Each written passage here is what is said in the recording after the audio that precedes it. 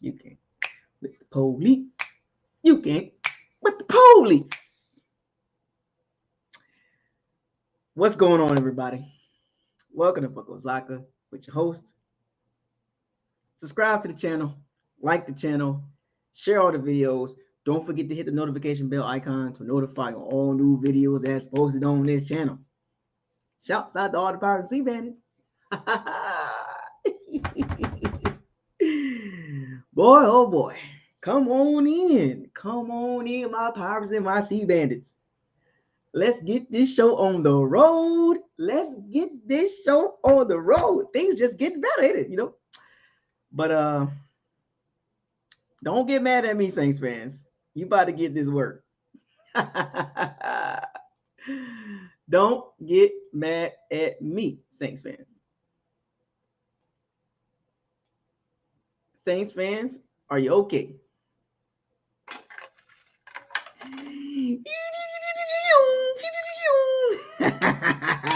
Saints fans, are you okay? Are you okay? Are you okay with me? Saints fans, are you okay? Are you okay? Are you okay? Saints fans, are you okay? Are you okay? Are you okay? Those Saints fans are miserable. Them Saints fans are miserable. Dennis Allen, Andy Dalton. This is what you get when you bring pea shooters to the big boy fights. Pea shooters, both of them. And right on cue, Saints fans out there capping. They bringing up old news. You joke and laugh at the Falcons, laughing at them, talking about 28-3. Well, now the Falcons fans can say 16-3. It's not the same as far as numbers wise, as far as the score, but 16-3 in the fourth quarter with about 5 minutes left and some change. You lose the game with a 95 to 98% chance to win the game, and you lose that? Bad teams find a way to lose games, and the Saints are a bad team. Saints fans, a lot of you have, I was reading y'all today, a lot of y'all have finally accepted it. A lot of you Saints fans finally accepted that the Saints are a bad team. Some of you still trying to hold on to some faith. Some of you still trying to cap for Andy Dalton. Now, nobody's capping for Dennis Allen. I think the Saints fan base is done with him. Remember, folks, I live in New Orleans. But man, oh man, them Saints media and them Saints fans, they still capping for Mr. P Shooter himself, one of the P shooters, Andy Dalton. What did I tell y'all what he was going to do? What did I tell you? I literally told y'all Andy Dalton's going to do the same thing he did last week. The only difference is he scored 16 points this time. He plays the same exact way every time. And the Bucs knew this. And towards the end of the third quarter, the Bucs knew this. The Saints ran out of ammo. And they were shooting blanks. Saints fans, right on cue in the Saints media, most of the Saints media, not all of them, but most of the Saints media, Randy Dalton went 20 for 28, 240-something yards in a touchdown. It wasn't his fault. Leaving out context. Leaving out so much context. Did y'all know when you go back and watch the game? About 55 minutes and some change. Let's just say 55 minutes. 55 minutes of the game, the Saints were the better team. Let me be honest. Now, let's get the reality. We'll get back to joking and laughing at the Saints fans, right? But let's get to reality real quick. I want to make a pit stop real quick to reality. I don't care about feelings. I don't care about opinions. I don't care about hypotheticals. Hashtag, what did your eyes tell you? 55 minutes of that game, the Saints dominated. I don't care what the Bucs did the first drive. 55 minutes, the Saints were the better team. Let's be real. Because a lot of y'all in the chat room was crying and complaining and BITCH and all this stuff and MF this and fire Leftwich and fire this and that. What is Leftwich doing with Tom Brady? And but I stayed with it. I'm not going to call nobody out. Y'all know who y'all were. But for 55 minutes of that game yesterday, the entire NFL world saw the Saints beating up on the Bucs. If any Bucs fan deny that part, then that's the Bucs fans you probably want to stay away from. in conversation wise. I don't know about them in personality wise and in person wise, but as far as talking about the Bucks, you don't want to be around Bucks fans that's going to rebuttal that the Saints were not the better team for 55 minutes. When the score is 16-3 and they have a 95.7% chance to win, I think some of them said 98%, but they were the better team for the majority of the game. But the game is 60 minutes. This is why I've been looking at the Saints fans. They leave out a lot of context when they talk. The Bucks were the better team when it mattered. A small piece of the game, the Bucks was good. That's it. But that's all the Bucks needed. They needed a window of opportunity. Andy Dalton, Dennis Allen, and Pete Carmichael gave them the opportunity. What did the Saints fans expect with a team led by Dennis Allen, an awful head coach, and a washed-up, plain Jane, red rifle, little pea shooter, Andy Dalton, and they ignore the flaws that both of them got, and Pete Carmichael got major flaws too. And also, this is what happens on that last throw. Let's talk football, Saints fans. I'm going to get y'all into reality until y'all understand y'all team was not good. Y'all believed in them, but they were in reality wasn't good. And I was talking to one of my friends today. He used to live in New Orleans. Now he lives in another state right now. We was talking back and forth about the game. We always do this after the game and stuff like that. He said, and paraphrasing, he said, putting Taysom Hill in a situation where he's not known to make catches like that or brace himself for a hit like that or position himself to take a hit in traffic is not his game. So I had to go back and think about it for a second. This is how you know the Saints don't know what they're doing. Their receivers, Olave, Rashid, Landry, even Adam Troutman. You want them in that situation. They put the game in the hands of Dennis Allen, Andy Dalton, and Taysom Hill. What results did you expect, Saints fans? This is why the Bucs fans laughing at y'all, because y'all laughed at us for years. But when it came down to crunch time, and you had Mark Ingram in crunch time minutes, why would you put players in position that should not be touching the ball or should not be making these plays? This is why the Bucs took over the game the last 5 minutes. And so I always tell the Bucs fans this: never leave out context. No, whether you like the player or you dislike the player, whether you like the team or you dislike a team, don't leave out context. When you leave out context, you look foolish. The Saints fans look really foolish right now. And the Bucs fans are rejoicing. Folks, we will get to the Bucs news in a second. I just want to talk about the game. Everybody talking about, I saw it. I got it, Bucs. I got it. My Pirates and my Sea Fans, don't worry. We're going to get to it. I ain't going to keep y'all here all night long. I got stuff to do. But we'll get to it. I just want to talk about the game and what some of these delusional Saints fans were doing during the game. Y'all saw them in the chat talking all kind of noise. Now look at them. They don't know what to do. They fight amongst each other. And remember now, the Bucs fans have done the same thing. We have fought with each other, argued with each other, disliked each other, disagreed with each other. But the Saints fans are at each other's throat over a worthless team. The Saints, this is what you call rock bottom. Bucs fans, be rejoiceful. I know you guys don't like Todd Bowles. You don't like Todd Bowles. I get it. Most of us don't. But you better be glad he's not Dennis Allen. You better be glad he's not Dennis Allen. He's slightly better than him. That's not saying much, but he's better than Dennis Allen. Not by a whole lot, but there's a gap there, but it's not like a big gap. The gap, it's not like a big gap, right? The gap is probably like this. And here's the funny thing that Bucs fans need to understand too.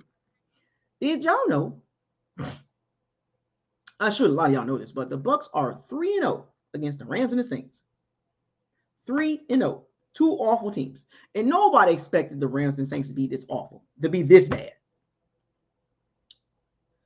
But remember when Tom Brady said unfinished business? I think this was the part of the bulk of the unfinished business. I think the Bucks circled these 3 games. They really wanted to win these 3 games because it's funny. The Bucks are 3-6 against everybody else. So you mean to tell me if the Bucks played the Saints and the Rams every week, we'll go undefeated. We'll go 17-0. Against everybody else, the Bucks is below average. Now let that sink in for a second, folks. I want y'all to let that sink in for a second. The Bucks are 3-0 against the Rams and the Saints this season. Against everybody else, they're not good.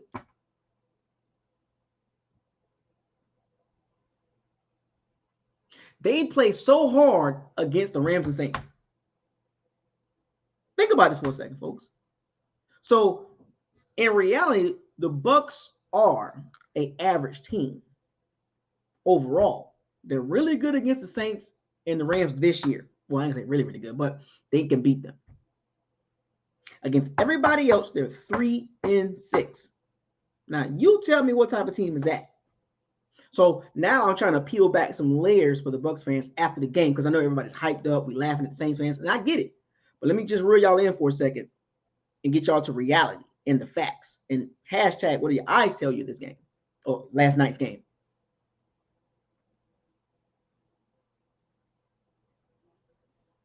The Bucks got problems, but we're not the Saints. Thank God. Now, we are much closer. Well, we're average. The Saints are bottom 10 or bottom 7. No, bottom 5. The Saints are a bottom 5 team. We're much closer to the top 10 than the bottom 5. I'm not saying the Bucks are top 10 team, but I'm saying we're much closer to we're in the middle of the pack. Like I told you yesterday, if you want to put the Bucks at 13, 15, 16, 17, that's fine. That's why I think they belong there, right in that area. Probably like more the 15, 16 range. And the reason being is last night's game should tell you what type of team the Bucks are overall. Despite the good, the bad, and the Bucks are just a middle of the pack team. You saw every bit of the Bucks yesterday. You saw every bit of the Bucks yesterday. You saw the highs, you saw the lows, you saw the what the are they doing? And we'll get to walking the plank and fire the cannons in a second. We'll get to that. We will get to it. But I just want y'all to understand. One of my favorite hashtags, all of my favorite, but hashtag stay humble. I'm going to say this again. Hashtag stay humble. Do not let this game get you thinking beside yourself. Do not let this game get your heads big. I'm trying to tell y'all. This is why I'm so even keeled this whole season. This is why I was explaining to y'all about let's wait, week 8, week 9, week 10. You kind of can see what type of team the Bucks really is. And I literally timed it just right. So now I can give a full assessment on the Bucks. The Bucks might look different here and there, but I keep saying this, and I've been saying this last couple weeks, or last week. A tiger don't change his stripes. A zebra don't either. A leopard don't change his spots. The Bucks are who they are. But in moments, they'll give you this, oh my gosh, they're world beaters. But in reality, they're not. Stay humble, Bucks fans. Enjoy this victory. It's a short week. We got the 49ers. Celebrate. Flush it all out your system by tomorrow. Because these next 2 games, so you go from playing the Saints, bottom of the barrel team, to the 49ers. Went out there starting quarterback, Jimmy G. But the team around Jimmy G, or whoever the quarterback for the 49ers would have been, is still elite. They're playing at a very high level. And I'm going to tell you this much right now.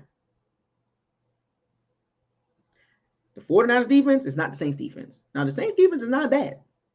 Don't get me wrong. They're solid. They're right behind us in certain categories. But when you look at the 49ers defense, that's an entirely different animal. They don't have a Dennis Allen. They don't have a Pete Carmichael. Their defense is not going to do what the Saints did. The 49ers defense is more physical than the Saints defense. Even though the Saints defense is physical, but the 49ers is a different animal. And we'll get to that in another video, but I just want to get y'all to humble yourself, take a deep breath. We scrape this victory. No matter how you look at it, it's a victory. Saints fans, you can complain all you want to. We got the victory. No matter, oh, y'all only beat us by 1 point. Y'all not good. Watch what the 49ers do to you. So what? We beat y'all. We knocked y'all out the playoffs. We knocked y'all out the playoffs. Y'all got 1% chance to make the playoffs. But you get my point. You guys are not good. The Saints are not good. The Bucs are average team. I am so in tune with what I see now. I don't have to get overbearing with what I say. I know what the Bucs are. Now, I'm going to tell y'all this. If you keep expecting something different, that's what you call insanity. If you don't want to accept the Bucs for what they are, then something's wrong with you as a football fan. As a Bucs fan. So two different things. Two different people. It's a football fan, a Bucs fan. And if you can't accept the Bucs for what they are, this is how they're going to have to win games. I was watching Get Up today, and they made some good points. The Bucs offense is not explosive. Y'all literally saw this last night. It's not. They're not beating you with big plays. They have to beat you with 9, 10, 11, 12, 13, 14, 15 play drives. And when you have that type of team, that type of offense, you have to be perfect. This is why you see so many 3-and-outs with the Bucs. Because every drive is not going to be successful for the Bucs. And the problem is with the Bucs is not only their drives not successful, their drives are most of their drives are horrible. They're good in moments. They seem to get the first drive of the game down pat now. But everything else after that was horrible up until the last 5 minutes. And it's funny how this works. When they let Brady just kind of hurry up to the huddle and call his plays, the team just moves up better. But Byron Leftwich did say this, and I told y'all this. You can't run no huddle the entire game. Can y'all get that through y'all heads?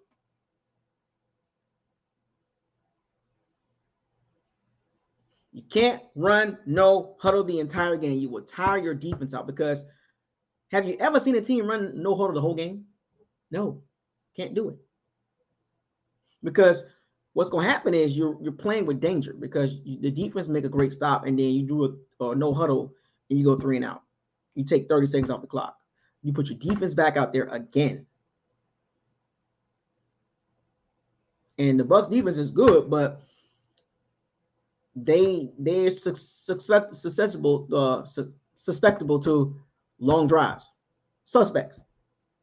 So long drives. Yeah. Sometimes teams will give the Bucs a 10, 12, 13, 14 play drive and they be tired. And the Bucs come out there and get the ball 3-and-out. They have too many 3-and-outs to run no huddle. I want to repeat this, Bucs fans. Why don't the Bucs run no huddle? And I told y'all this. Can't do it. They're not good enough to run no huddle all game long. You don't have the roster for it. You have the second oldest roster in the NFL. You don't have the roster. You don't have the offensive system to run no huddle. Now, what the Bucs can do is run it in spurts. They can do this every other drive. But not the whole entire drive. Just enough to get, to what they need to get to. But the danger in that is if you don't get the yards, especially how the Bucs throw the ball, so you're running no huddle and you're throwing 5 yards passes. So you're going to run no huddle and you're going to throw 5-yard passes. So at this point, the defenses that play the Bucs, they know what the Bucs going to do.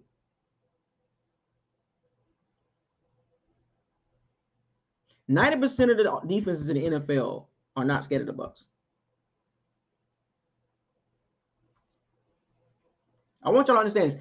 I just want y'all to understand, just from a football perspective, just understand what the Bucks are. You can hope all you want to. I don't care about that. You can be hopeful, you can be optimistic all you want to. But the reality is, right now, the Bucks are an average team. They have to win games like this. If you don't believe me, go argue with yourself. Meanwhile, the rest of us have accepted the Bucks for what they are. Now, I'm gonna say this again. This is my last thing I'm gonna say. They're at this point, if you're hoping for the Bucks all of a sudden to just become this monster team and flip a switch and become this beast mode team in week 13, 14? No. They're going to win games exactly how they won yesterday. Keep the game close. Have a couple spurts here and there. And at the end of the game, if the game is within 10 points or 13, no lead is safe for Brady. Now, granted, he was 0-37 in the regular season, but if the game is within reach, the Bucks can win it. Now, that I can say. I can at least be honest with y'all on that. If the game is close, the Bucks believe they can win the game. But the game must be close. And it must be a team similar to the Rams and the Saints. But unfortunately, these next two games, neither team are similar to the Rams and Saints. Because you couldn't beat the Browns. And the Browns is not good. But I'll tell you, it's always about the opponent. Every game is different. But some opponents, teams get amped up for. The Bucks get amped up. They got amped up this year for the Rams and Saints. They clearly did. 3-6 against everybody else. Those are the facts. That's not me giving y'all lies. I'm giving y'all straight, cold, hard facts. So you gonna believe the Bucks are more the 3-0 versus the Rams and Saints, or you gonna believe that the Bucks are 3-6 against everybody else, or you gonna believe that the Bucks are 6-6 an average team? Which one are you? What type of fan are you? Are you the 3-0 against the Saints and Rams? Are you the 3-6 Bucks fans against everybody else, or are you the 6-6 Bucks fans that you realize that the Bucks are just an average team right now? Remember, I'm giving y'all facts. The Bucks are 3-0 against the Saints and the Rams, right? The Bucks are 3-6 against everybody else, and 6-6 overall. That's the facts. You can rebuttal, you can cry, you can piss, you can. It don't matter. Those are the facts. You can't rebuttal facts. You can't give me no what ifs, no hypotheticals. I don't want to hear this. What if the no? What are the facts? Which fan are you? I'm the 6-6 Bucks fan. But optimistic, I'm being optimistic. I'm in the 6-6 Bucks. I'm in the 6-6 Bucks fan. I'm not the 3-6 Bucks fan. I'm not the 3-0 against the Saints and Rams Bucks fan. I'm not that type of Bucks fan. I'm accepting the team for what they really are. Remember, a dollar is a dollar. A dollar is a dollar. But what if? But what if the Bucks would have beat the Steelers in the Browns? Ain't no what ifs in this scenario. What fan are you? There's three options, Bucks fans. There's my powers and my C-mates. There's three options. Pick one. Pick one. Some of you be saying some wild stuff, man. I'm like, you act like the Bucks is just gonna play the Saints and Rams every weekend. No. 2022, where do you stand at? Have you accepted the team for what they are? Every week, some of you cry all game long. Some of you just cry and never will be satisfied because things can be much worse than they are right now. There's a lot of teams who will love to be in opposition. Every team below the Bucks will love to be in opposition. Leading the division 500. Every week, it just seems like some of the Positive Bandits just won't accept the team for what they are. You keep hoping for something different. This is why some of you mad. Some of you are mad because your expectations were so high. That's why you're butthurt. You're mad because you one of the fans that 13-4, 14-3, 15-2, 16-1, 17-0, straight to the Super Bowl. Nobody's stopping us. That's those fans that are pissed off every week. Can't accept the Bucks offense. Don't want to accept the Bucks defense. Don't want to accept Todd Bowles. Don't want to accept Byron Leftwich for what they are. You don't want to accept Tom Brady inconsistencies. You don't want to accept Leonard Fournette's lack of explosive plays. You don't want to accept Donovan Smith for being left tackle. You don't want to accept the pass rush for being. You don't want to accept the defense give up plays from time to time. Accept the team for what they are, and the quicker you do that, the better you will feel. I literally told y'all this, man. Anyway, now let's get to the Bucks news, like the actual news. And I see some of you guys brought it up, and ladies. And oh, the Rams made a claim for Baker Mayfield. How many chances he gonna get?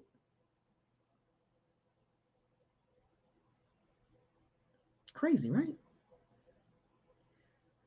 I won't go into details, but that's just a little bit too deep for this conversation about quarterbacks like Baker Mayfield. But then other quarterbacks get shamed.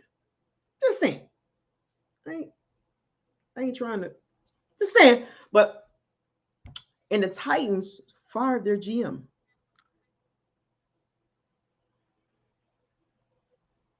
The Titans fired their GM. Interesting. And Garoppolo could return for the playoffs. He won't have his foot injury won't have surgery, won't require surgery. So he could return for the playoffs. See, I told y'all, see, we can beat the 49ers. We can. In my opinion. But we might have to see them again. Anyway. Now, Jalen Darden.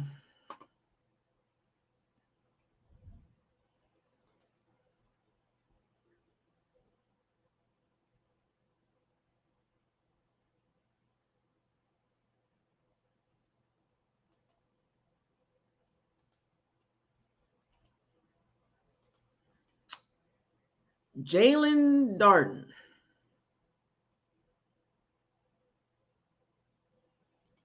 Ouch. I don't think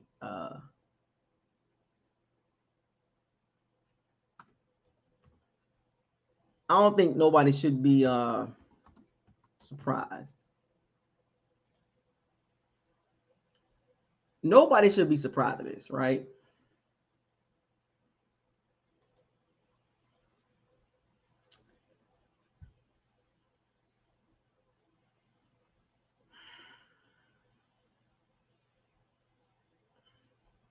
I don't know.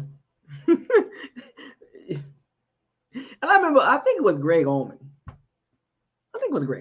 Bucks reporter, columnist, whatever, He put out a stat. Jalen Darden is top 10 in pump returns and pump return yards and pump return average. And, bruh, Greg, you were trying to cap for Jalen Darden. Everybody saw this.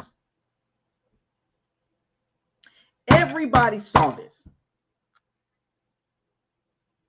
I don't know too many Bucks fans was rocking with Jalen Darden like that. And it took this. See, the Bucks, here's the thing about the Bucks. The Bucks are so reactive. They're not proactive. This is one of the reasons why the Bucks are 6-6. They're so reactive. Darden should have been cut a long time ago.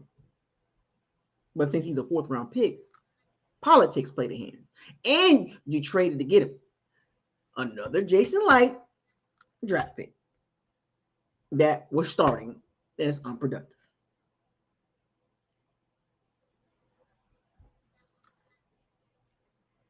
That's why I did not get caught up in the stats.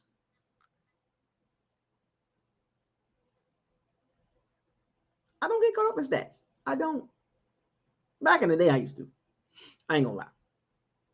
But now, what I do is I look at football for the fundamentals and the concepts. Then I factor in stats, right? Then I factor in scheme. Then I factor in coaching. Then I make my assessment. That's how I look at football. I don't look at football and see numbers and be like, oh yeah. So when he was screaming about Darden was top 10 and punt return yards and punt return average, that was a bunch of cow manure.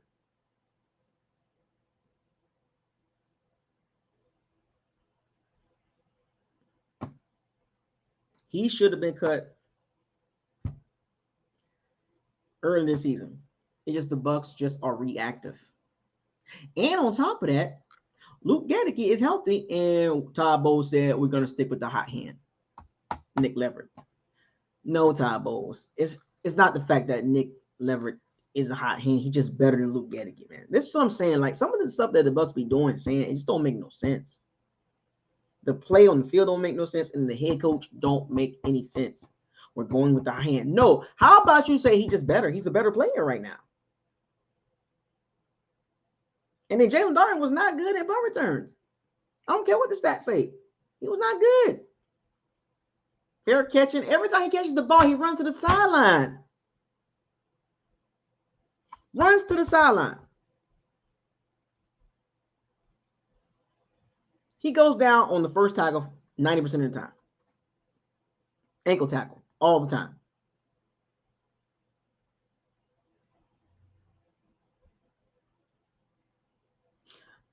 Shout out to Jalen Darden. I appreciate, Jalen. I appreciate your time with the Bucs, but it was coming, man. The lack of explosive plays on the return game, and I blame Keith Armstrong. Not setting his man up to give us the best chance to flip field position or change the game. The lack of plays there, and we saw it last night.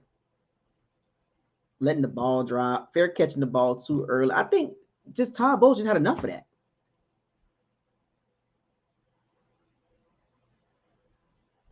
Todd Bowles had enough of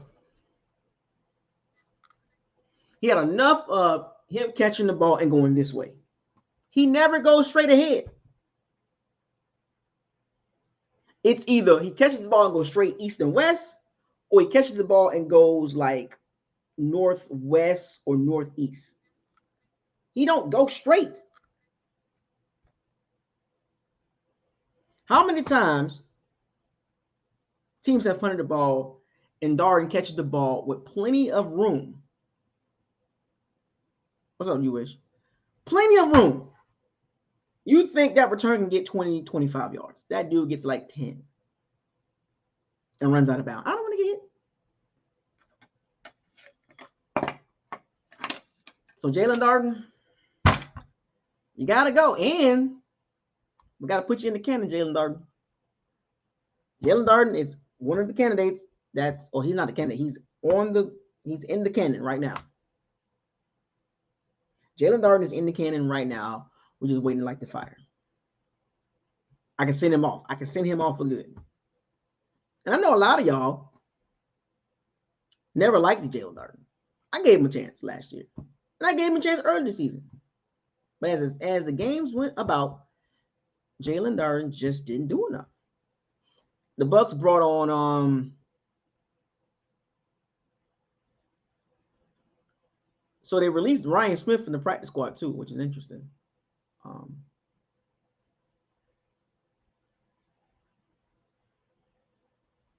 He averaged 10.6 yards in 30 returns this year. And he took off kickoff returns too. He averaged 20 yards on kickoff returns. Not enough, man. And one of the big reasons why Darden got cut is Russell Gage back. Mike Evans, Chris Godwin, Julio Jones, Russell Gage, Rashard Perriman, Scotty Miller. Wasn't no room for him. So I wonder who's going to return punts. Scotty Miller?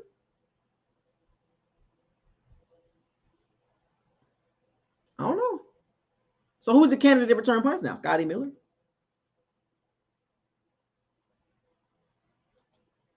Who's going to return punts?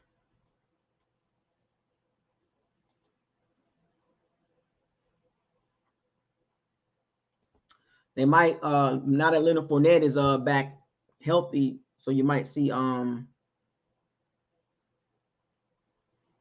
White to returning kickoffs and Scotty Miller returning punts. But thank God he's gone. He's too scary. Yeah, you're right.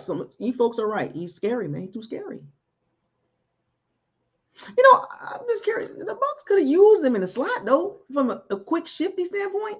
Get open really quick. We never really got a chance to see Jalen Darden get in that role. Like he's but as far as punt returns, he just didn't like contact. And as a punt return, you gotta have the mentality. Sometimes you're gonna take a hit.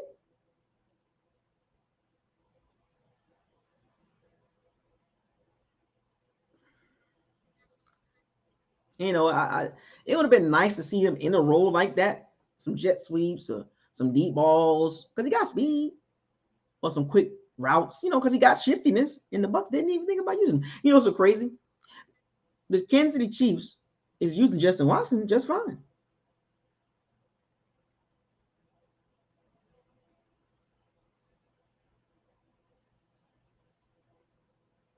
The Chiefs are using Justin Watson just fine. So maybe somebody will pick up, Jalen Darden and put him to use. Wouldn't be surprised that he started doing something else with another team. I wouldn't be surprised, folks. This happens, man. You see JPP right now? And Dominic Sue with the Eagles. Amazing. But yeah. So Jalen Darden, you in the cannons, baby. So next up, we get right to it, folks. Donovan Smith. I told y'all. I was right about him a long time ago. Before Tom Brady got here, I was right about him. This is why I was calling him number 76. You literally saw it last night. And the Bucs paid this man a bunch of money. Leads the NFL in holding calls since 2015. Before Bruce Arians got here, before Tom Brady got here, I called Donovan Smith out a long time ago. And a lot of y'all ignored me. I called him out when he was playing for Dort Cutter. Him and DeMar Dotson. But y'all didn't care about that. But now y'all care? So let me ask the chat room, who was with me in the Dort Cutter, the D-O-R-K years, when I was calling out Donovan Smith, calling him number 76? Who was on my side? Who was listening to me? Because all of a sudden, all you Bucs fans want to call Donovan Smith out. Now, I'm not letting none of y'all get away with that. Because if I need to go back into the Dort Cutter videos and look at those chats and those live chats, I don't want to do this, Bucs fans. I really don't. Some of you was capping because you didn't care, because that wasn't the narrative. You was focused on Jameis Winston. Jameis. And I kept telling y'all, it was not just Jameis. It was DeMar Dotson, number 76. But nah, I was called a Jameis Winston fan. Instead of me looking at the team from a football perspective, you was looking at me from a personal, emotional perspective. I was right. I was right about DeMar Dotson. I was right about Donovan Smith.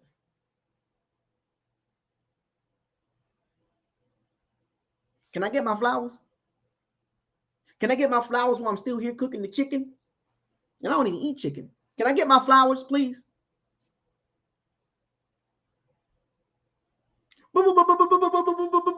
Jameis. It's not the left tackle.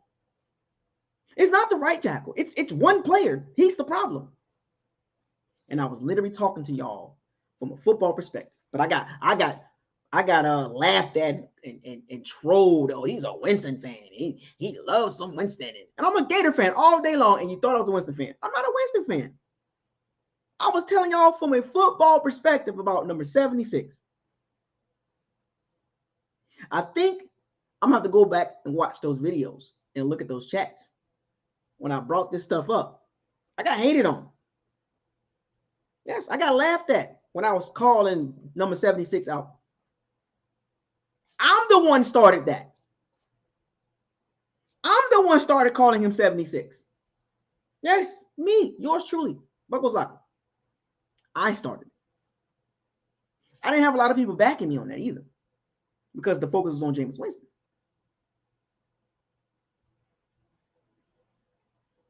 Called out DeMar Dotson. No, it's not the O-line. It's not the O-line. Called out a young Alex Cappa. No. It's the quarterback. Where's my flowers? You got to see it the last couple of weeks. You got a chance to see it on full display. Where is my flowers? Y'all should be thanking me right now. Thanks, Buckles Locker, for calling him out a long time ago. So you mean to tell me it took Tom Brady, a 45-year-old player, quarterback, for y'all to realize it's a reason why I called him a 76?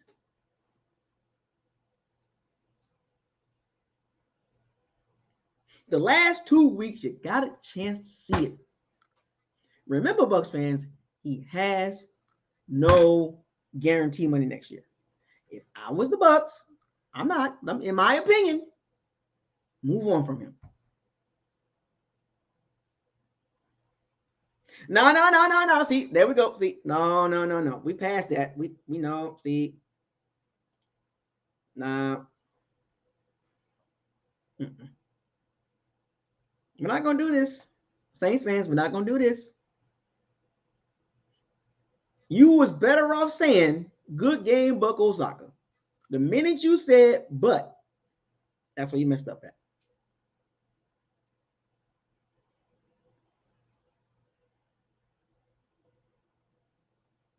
Just say good games, Buck. Just say good game, Buck Osaka.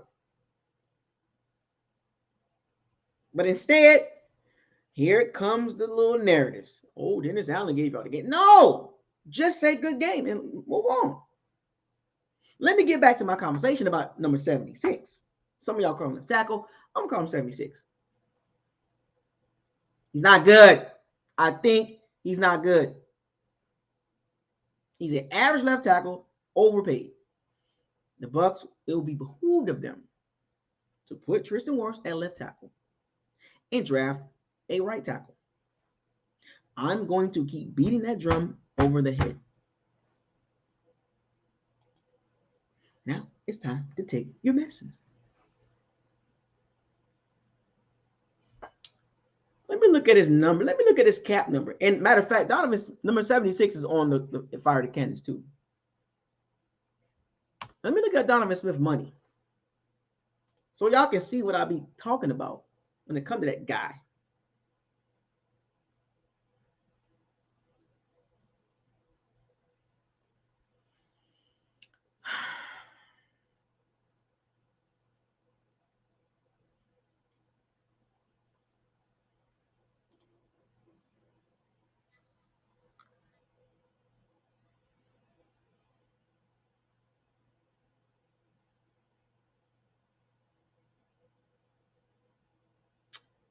So Donovan Smith got $15.7 million guaranteed. His cap number this year for the 2022 season, $18.4 million. Now, we're going to go to 2023. I got to do this for Donovan Smith. I want y'all to understand what the Bucs are in a great position to move on from him. Go find somebody else to pay you some money. Next year, no guaranteed salary. Zero.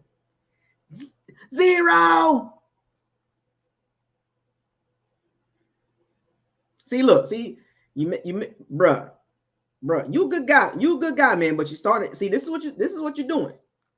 You don't want to go down that road, man. You don't want to go down that road, man. I'm giving you. I'm trying to help you out, man. My shooters and my shooters. They got M4s and syntax grenades and rocket launchers, claymores, proximity mines, pump action shotguns. They get you from a distance, bro. Like we trying to be nice, man.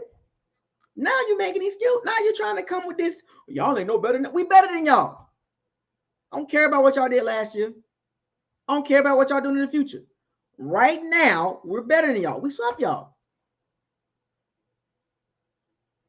You're making you don't be a bad representation, man. You a good guy. You're a good guy, but don't be one of those Saints fans. There's a lot of y'all, but I don't think you like that. I think you're just emotional right now.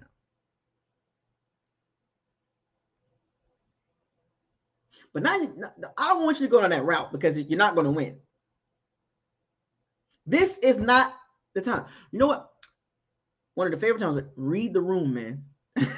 Read the room. You got to read the room.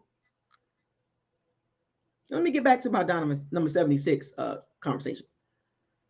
Base salary next year, $15.2 million. Prorated bonus, 2.6.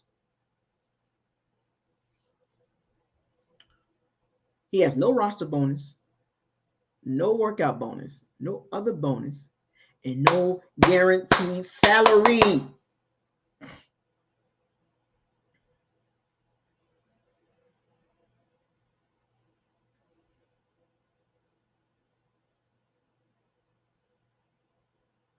Donovan number 76 has no guaranteed salary.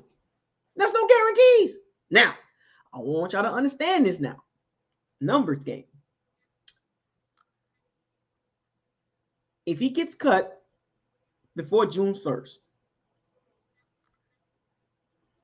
he has a $7.9 million dead cap hit. But the Bucks do save $9 million by just letting him walk. That's pre-June 1st. Now, let's go to post-June 1st. And oh, by the way, Brady's $35 million.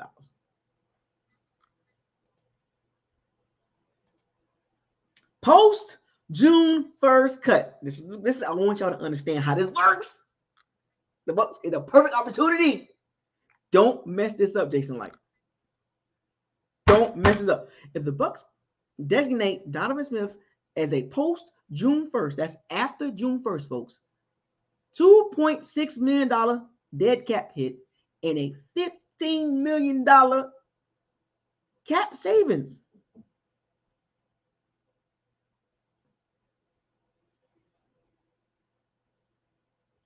Let me repeat this. If the Bucks label Donovan Smith a post-June 1st cut, the Bucks can save $15 million and only take a $2.6 million dead cap hit. It don't take a rocket scientist. When you look at the Bucks salary cap situation next year, and you look at what they can do to get under the cap, this is one of the moves they got to do. You got to let him walk. Go test the waters. Go see if you get a contract with somebody else. Let's go get a rookie guy.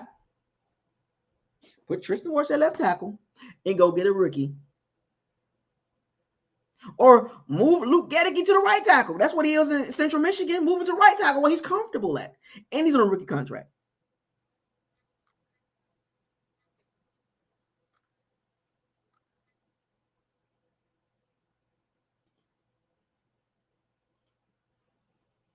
Now, if they restructure, they save $9 million.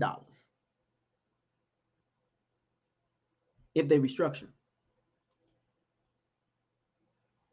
But they don't take no dead cap hit, no dead money. They save $9 million, but you still got to pay him because you're restructured. Now, if they extend him, they save $11 million. So let me think about this. Post June 1st cut, you save $15 million. Extend him, you save $11 million.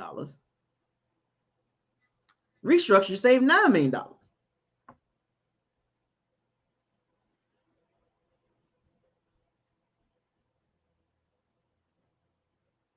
Don't take a rocket scientist, folks. But anyway, Oh, even Tom Brady is even if the Bucks restructured Tom Brady's deal or extend Tom Brady, they don't even save nothing. They don't save anything restructuring or extending Tom Brady. Yeah, I think this is last year, unless they give him a whole new contract. But they still owe him $35 million next year. I'm looking at Tom Brady's if they extend Tom Brady or they restructure Tom Brady. I don't do anything, folks. $932,000 if they extend him. That's what they save. And if they restructure Tom Brady's contract, they save $873,000. So regardless, they got to pay him quite a bit of money next year. Yeah, he eats up a big chunk next year. So yeah, there's a high probability. There's over 50% chance this is Brady last season. Anyway, so that's Jalen Darden, Donovan Smith,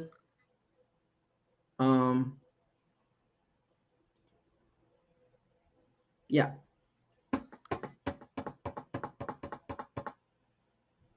Yep. That's fire the cannons. Now, walking the plank. Let's get to it as I wrap this up. So let me ask the chat. Who should be walking the plank? Because we got the fire the cannon candidates. Number 76 in Darden. I broke my pea shooter. A little cheap plastic Andy Dalton pea shooter. They broke. Just like Andy Dalton and Dennis Allen. All right. So walking the plank, we got Kyle Rudolph. Carlton Davis. Tom Brady. Right? No, I'm not gonna put Tom on. No. I'm not gonna put Tom Brady on there. Tom Brady didn't walk the plank because he won that game. What he helped with. Well, he didn't play well. Don't let the numbers fool you. We won the game, but that was ugly for 55 minutes, man. But yeah, Carlton Davis, Kyle Rudolph, Zion McCullum.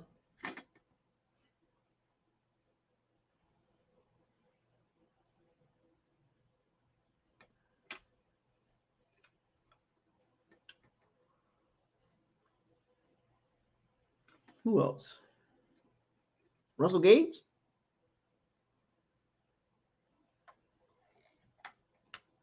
Byron Leftwich and Todd Bowles. And Keith Armstrong.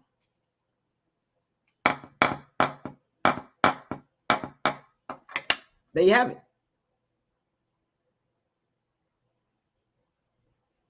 You know, I gotta do this, folks. I know somebody will be mad. Scotty Miller. You gotta walk the plank, fam. He made a big catch, but he can't catch, man. Scotty Miller got a catch with he jumped up and caught the ball again.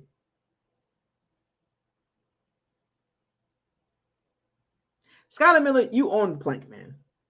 Even though you made that catch, bro, it was a struggle for you to make that catch. He has no faith in his hands at all. That dude is so scared to put his hands out there. You know what's so funny? Because he took a really good hit. So I got a feeling if he would have put his hands out there, he wouldn't have caught that ball because he would have got blasted. Because he got blasted when he caught the ball, he braced for impact. If he would have stuck his hands out there and Marcus May hit him like the same way, he would have coughed that ball up. So that was smart for Scotty Miller to do that, but you're a receiver, bro. You get paid to catch the ball. And I'm gonna be honest, the Bucks can upgrade him. They can upgrade from him too. Next year's draft. They can move on from Scotty Miller. Move on from him. Move on from him.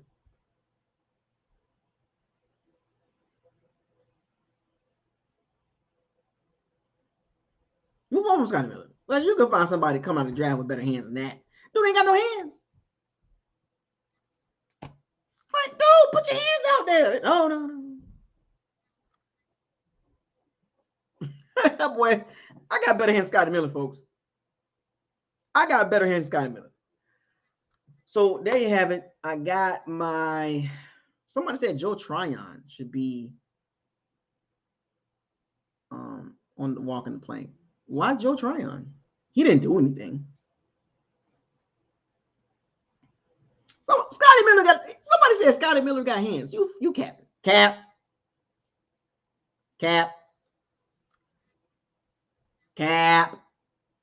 So anyway, so we got Leftwich, Bowles, Keith Armstrong, Cal Rudolph, Carl Davis, McCullough. Who am I missing? Who am I missing? I got 6 bodies on the plank. I got 2 in the cannon. On this ship, we got 2 cannons today, and we got 6 planks. Who am I missing? Nacho. Why Nacho got to be on there? Good God. Let's go. Nacho. Oh, yeah, Russell Gage. Until he showed me something, he's gonna go on the plane. Him and Carroll every week. 7, so that's 7 splashes and 2 cannons. Did I leave out anybody? Somebody said Jamel Dean. Mike Evans? Good God. Oh, Lord. Oh.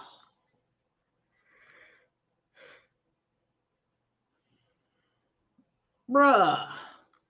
Carl, I mean, Jamel Dean too? Oh, because of the deep ball? Because of the deep ball? Jamel Dean played good. Outside of that deep ball. So that's what? 7 splashes, 2 cannons.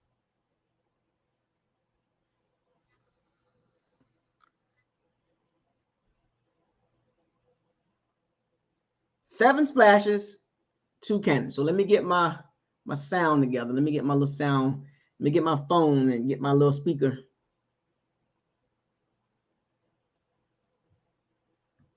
So Jamel Dean got burnt a lot.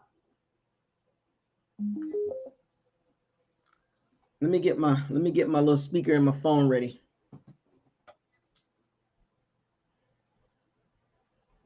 Oh yeah. You understand? What? Jamel Dean got burnt a lot? I mean, I'm gonna watch the tape again. So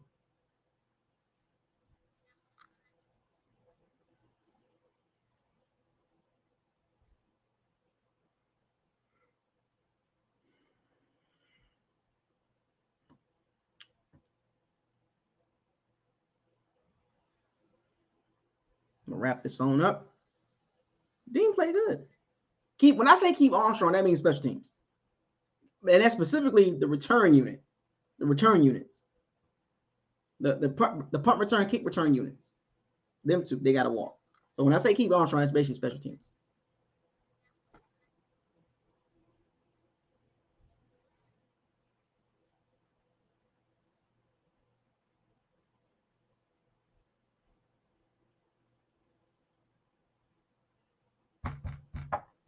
Yeah, Mike Evans gonna barely get 1,000 yards. He's gonna barely get 1,000 yards.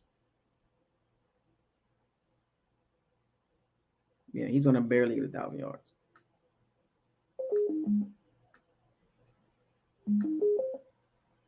Oh, Jake Kamada. That's why I say keep Armstrong. Yeah, I didn't like special teams last night. I didn't like it. Nothing special about him. Jake kicking the ball too far. Oh Lord. Oh Lord.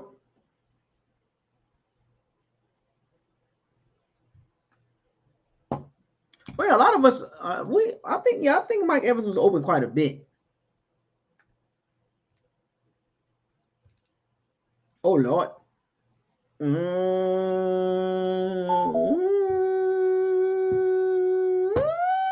Oh Lord. But sir, special teams was not good. But sir.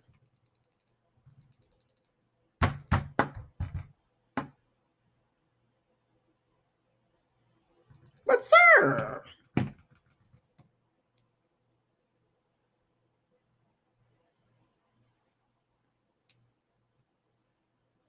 Special.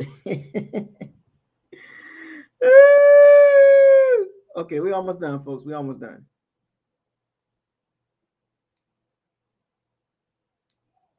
All right.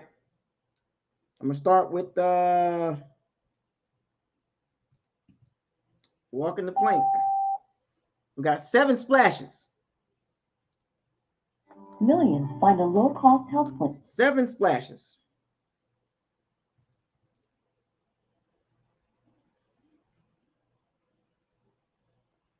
Seven splashes, 2 cannons. Let's get this over with. Darden. Y'all so mean, man. All right, here we go. 7 splashes. Line them up. Let's go over it again. Ty Bowles, Keith Armstrong, Byron Leftwich, Carlton Davis, Kyle Rudolph, Russell Gage, Jalen Darden. 7. I'm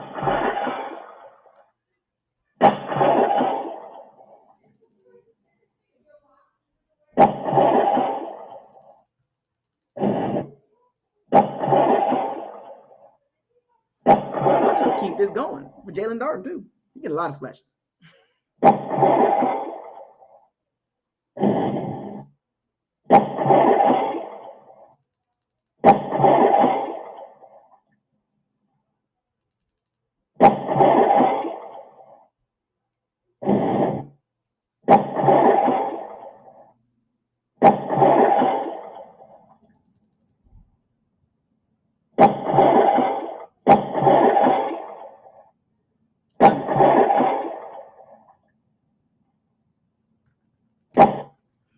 All right, that's enough of the splashes. Let's get to the cannons. I'm gonna fire a lot of cannons for Jalen Darden in number 76.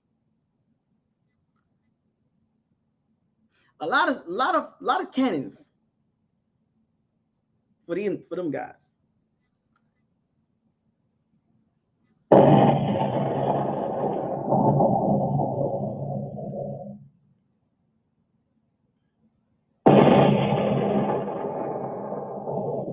Number 76 and Jalen Darden.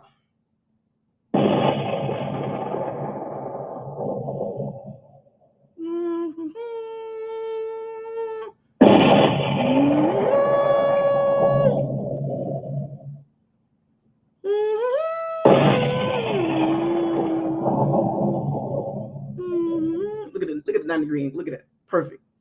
Perfect. Right on the eyebrow.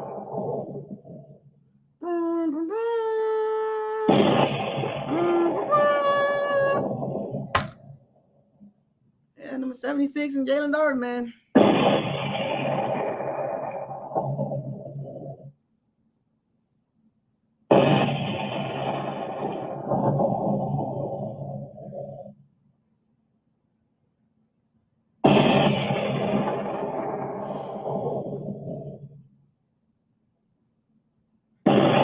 I got one more. I got a special one. Since you want to say that, we're gonna do that too.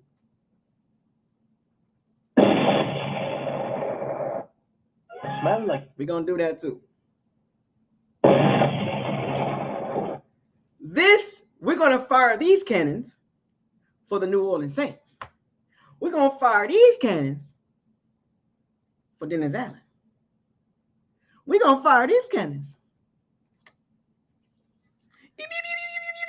Any little red rifle Dalton and Dennis Allen and Mark Ingram running out of bounds instead of getting that 1 extra yard.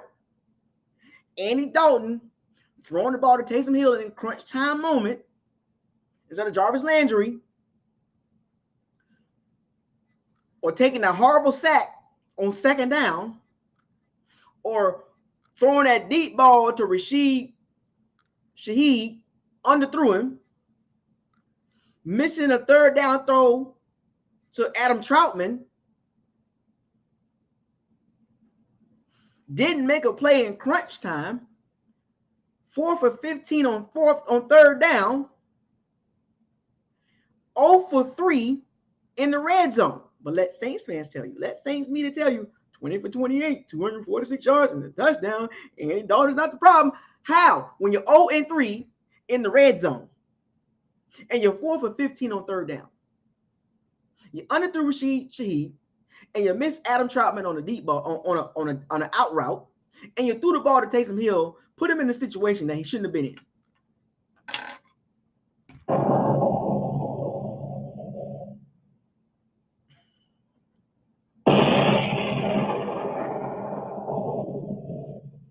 Dang! Dang!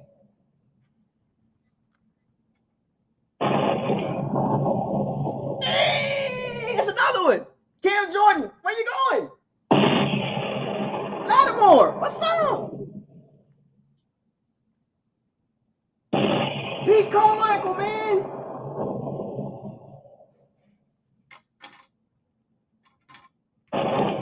Mickey Loomis, salary cap. Trevor Kenny.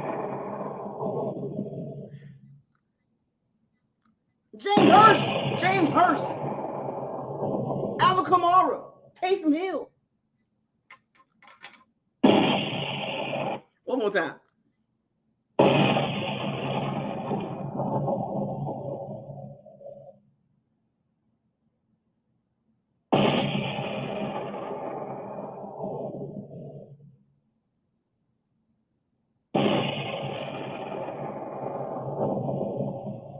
See ya.